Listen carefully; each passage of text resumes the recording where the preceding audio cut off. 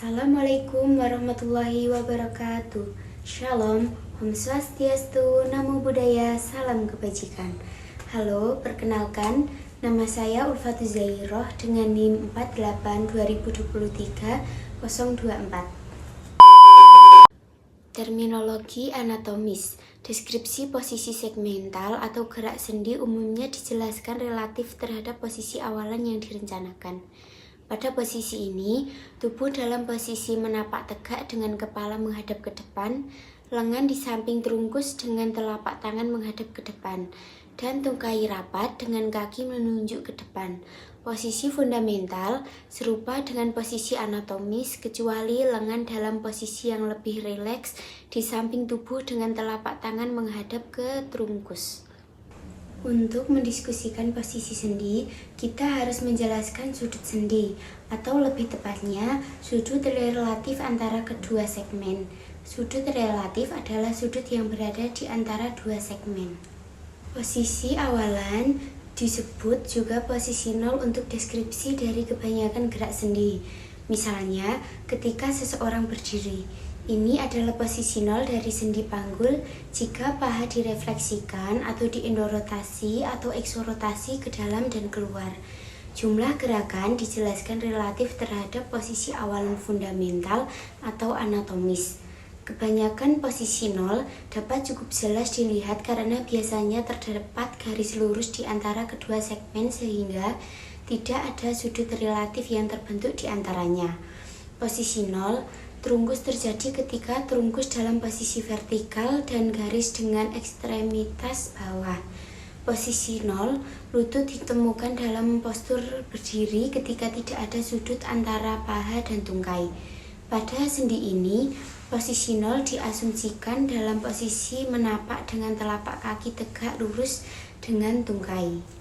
Kata medial merujuk pada posisi yang relatif mendekati garis tengah tubuh atau benda atau gerak yang mendekati garis tengah.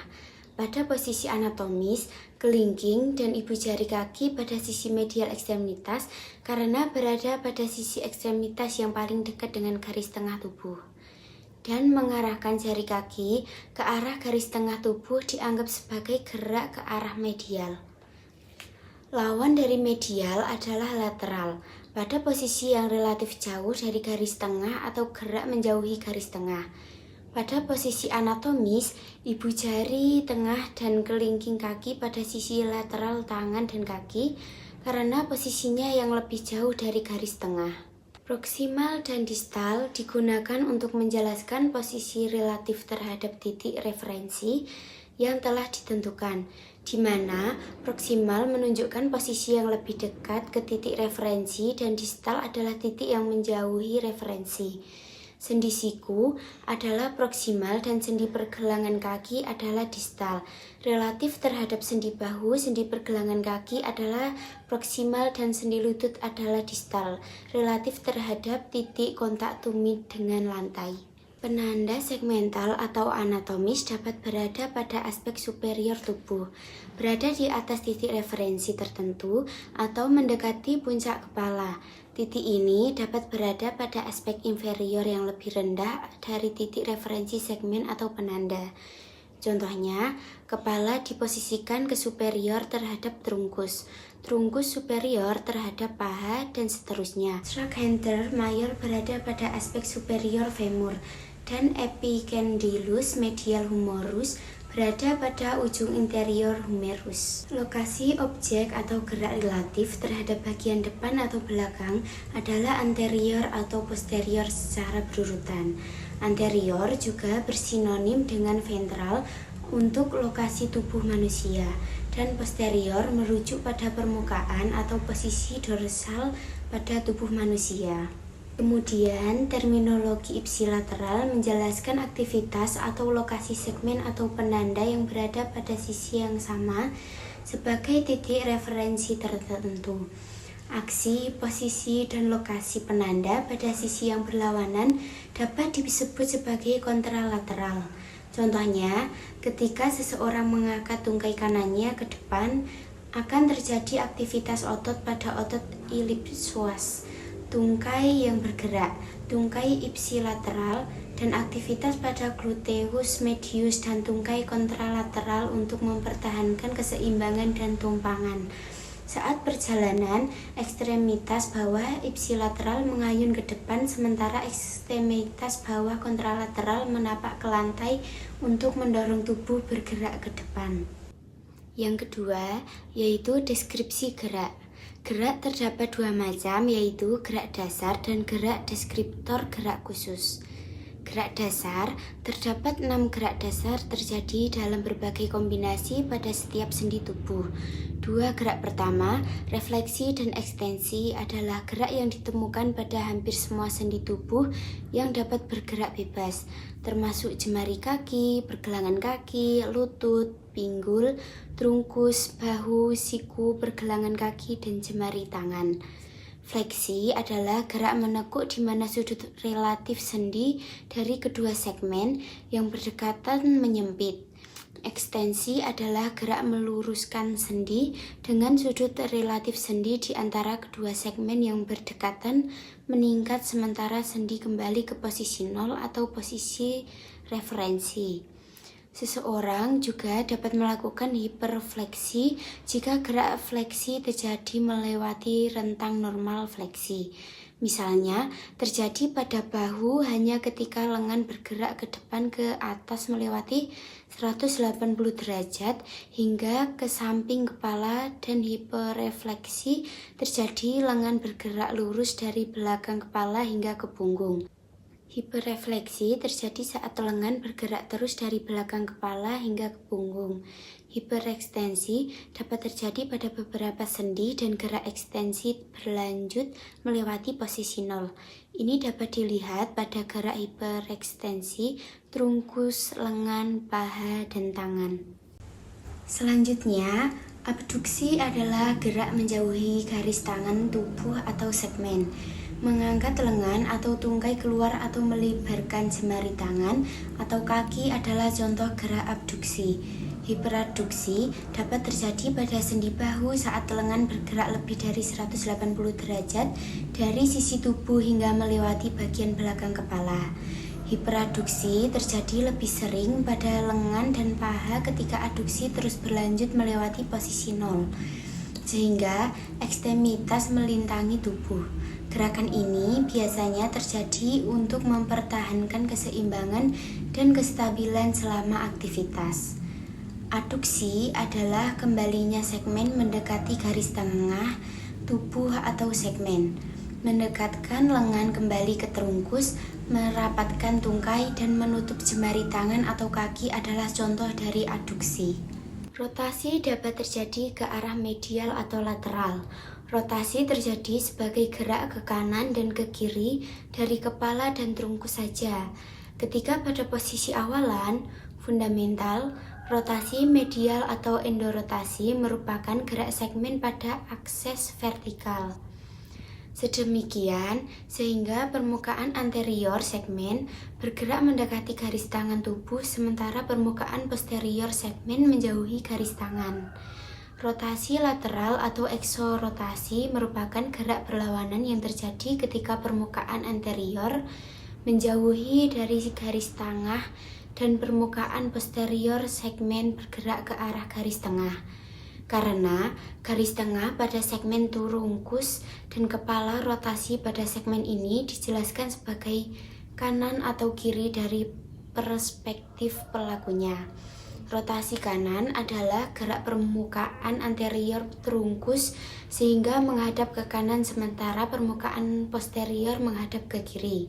Rotasi kiri adalah gerak perlawanan sehingga trungkus anterior menghadap ke kiri dan trungkus posterior menghadap ke kanan. Deskriptor gerak khusus. Gerak khusus adalah terminologi yang bisa digunakan oleh profesional gerak. Lateral fleksi kanan dan kiri hanya dapat digunakan untuk gerak kepala atau trungkus. Ketika trungkus atau kepala ditelengkan ke samping, gerak itu disebut lateral fleksi. Jika sisi kanan trungkus atau kepala bergerak hingga menghadap ke depan, gerak ini disebut lateral fleksi kanan dan sebaliknya. Geleng bahu memiliki nama gerakan spesifik yang dapat dijelaskan secara baik dengan mengobservasi gerakan skapula. Saat mengevaluasi skapula, seperti saat mengangkat bahu, disebut evaluasi, dan gerak sebaliknya disebut depresi. Jika kedua skapula bergerak saling menjauh, seperti saat sedang memeluk bahu, gerakan itu disebut proteksi. Gerakan sebaliknya, ketika skapula bergerak saling mendekati dengan bahu, mengarah ke belakang disebut retraksi. Akhirnya, skapula dapat mengayun keluar sehingga bagian bawah skapula menjauhi trunkus dan bagian atas skapula mendekati trunkus. Ketika gerakan ini disebut rotasi ke atas dan gerakan sebaliknya ketika skapula kembali ke posisi istirahat disebut rotasi ke bawah. Pada segmen lengan dan paha, kombinasi gerak fleksi atau aduksi disebut aduksi horizontal, dan kombinasi ekstensi dan abduksi disebut abduksi horizontal. Aduksi horizontal adalah gerakan di mana lengan atau paha bergerak melintasi garis tengah tubuh dengan menggunakan gerak horizontal terhadap lantai. Abduksi horizontal adalah gerak horizontal lengan atau paha menjauhi garis tengah tubuh. Supinasi adalah gerakan lengan bawah dengan palmar berotasi ke depan dalam posisi awal fundamental. Pronasi adalah gerakan ketika palmar menghadap ke belakang. Gerak supinasi dan pronasi sendi juga dianggap sebagai eksorotasi dan endorotasi berurutan. Sementara lengan bawah bergerak dari posisi supinasi ke posisi pronasi. Lengan bawah melewati posisi semi-pronasi ketika palmar menghadap garis tengah tubuh dengan ibu jari menghadap ke depan. Aksi pronasi dan supinasi lengan bawah digunakan pada gerak rotasi lengan untuk meningkatkan lingkup gerak sendi, menambah putaran, meningkatkan kekuatan, dan lain-lain. Pada sendi pergelangan tangan, ketika tangan bergerak ke arah ibu jari, disebut fleksi radial, dan gerakan sebaliknya, ketika tangan mengarah ke kelingking, disebut fleksi ulnar. Pada kaki, plantar fleksi dan dorsifleksi adalah nama khusus untuk ekstensi dan fleksi kaki berurutan. Plantar fleksi adalah gerak ketika bagian bawah kaki menghadap ke bawah, dan sudut yang terbentuk antara kaki dan tungkai meningkat. Gerakan ini dapat dilakukan dengan mengangkat tumit sehingga beban dialihkan ke jemari kaki, atau dengan memposisikan kaki rata dengan lantai di depan dan mengarahkan tungkai ke belakang sehingga beban dialihkan ke belakang kaki. Dorsifleksi adalah gerak kaki ke atas menuju tungkai dan menurunkan sudut relatif antara tungkai dan kaki. Gerakan ini dapat dihasilkan dengan meletakkan beban di tumit dan mengangkat jemari atau mempertahankan kaki rata dengan lantai dan menurunkan berat badan ke kaki. Kaki memiliki gerak khusus lainnya disebut inversi dan eversi. Inversi kaki terjadi ketika margomedial kaki terangkat sehingga telapak kaki menghadap ke medial ke arah kaki yang lain. Sedangkan eversi adalah gerak sebaliknya dari kaki. Lapang lateral kaki terangkat sehingga telapak kaki menjauhi kaki yang lain. Gerak khusus yang terakhir yaitu sirkunduksi, yang dapat dihasilkan oleh setiap sendi atau segmen yang mampu bergerak kedua arah, seperti segmen yang dapat digerakkan dalam membentuk konus sementara ujung segmen bergerak secara sirkuler. Contohnya, sirkunduksi adalah membentangkan lengan ke depan dan menggambarkan lingkaran imajiner di udara. Sirkunduksi bukan sekedar rotasi, justru merupakan 4 gerakan yang membentuk sekuens gerakan lengan membentuk O imajiner. Sesungguhnya adalah kombinasi dari fleksi, aduksi, ekstensi, dan abduksi.